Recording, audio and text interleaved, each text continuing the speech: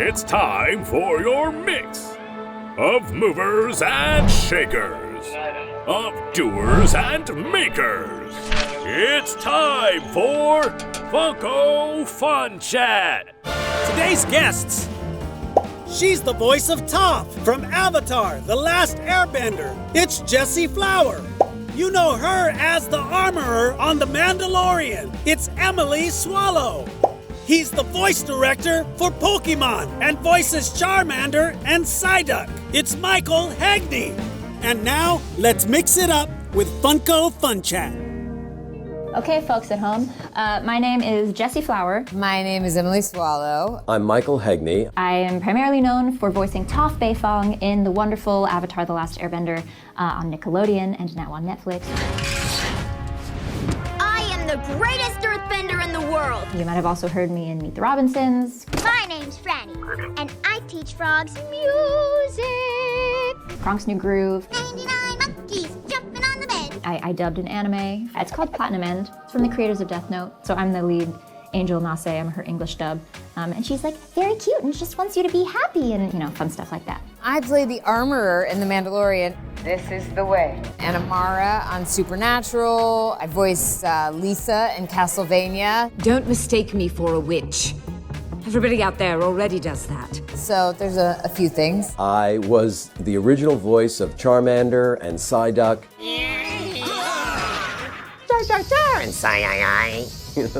I think I did about 40 Pokémon altogether, and the American version of the Pokémon television series. And that's all I have to say. I'll leave now.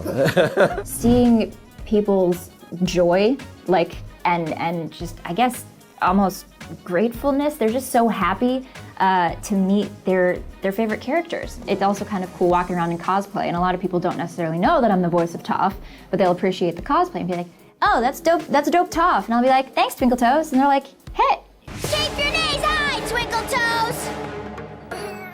And when it is Toph, they're just like, Toph really was like my girl. I was growing up and just felt like I wasn't the stereotypical girl, or if there are fans who have disabilities, any kind, not just visual. That was the first time I'd ever seen that, and I just really vibed with that. And she kind of got me through middle school or got me through my parents passing away. I mean, just some really, really intense stuff. And that just kind of made me love her/the show even more, because holy crap, how can you not? I have gotten to play some really wonderful characters who the world of conventions and the worlds of these fandoms is something that when I got into acting for television and for film, I didn't even know that this world existed, really. And one of the things that I was always missing when I transitioned from doing mostly theater to doing this was that connection with the audience.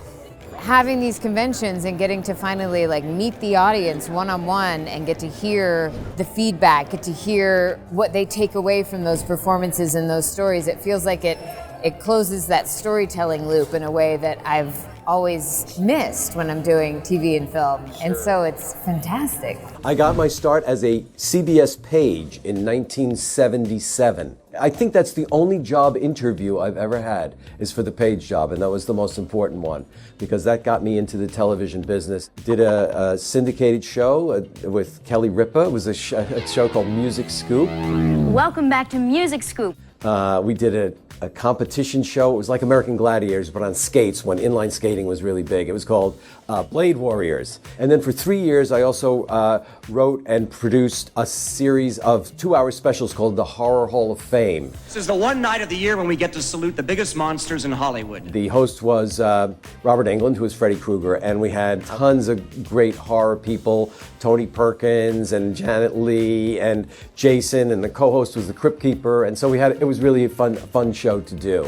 I was a horror fan as a kid. From there, I started adapting mostly Japanese animation. And then a friend of mine that I worked with shows previously said, hey, we have this new show, and it's called Pokémon. I was hired to adapt the scripts and to direct the voice actors. When we would have a little bit of time at the end of our sessions, I thought, oh, well, I can do Charmander. I'll do it. And, but I didn't know that Charmander was going to be in 40 episodes. Oh, golly. I think it was probably She-Ra, Princess of Power. I always remember He-Man, And he was so strong and, could accomplish all this stuff and a She-Man. And then this lady came along who was equally strong. For the honor of Grayskull! And could do all the stuff that he could do, but she was a lady and she was smart and she did have a winged horse. That just seemed pretty cool to me. I think the biggest thing is that just everybody is people. Just because something is maybe different from this other person, still a human. Toph's character description, her lines never came with, and remember, she is blind, you know what I mean? There was no heralding thing of like, look at how she's different. What's this? I don't know! I mean, seriously, what's with you people? I'm blind!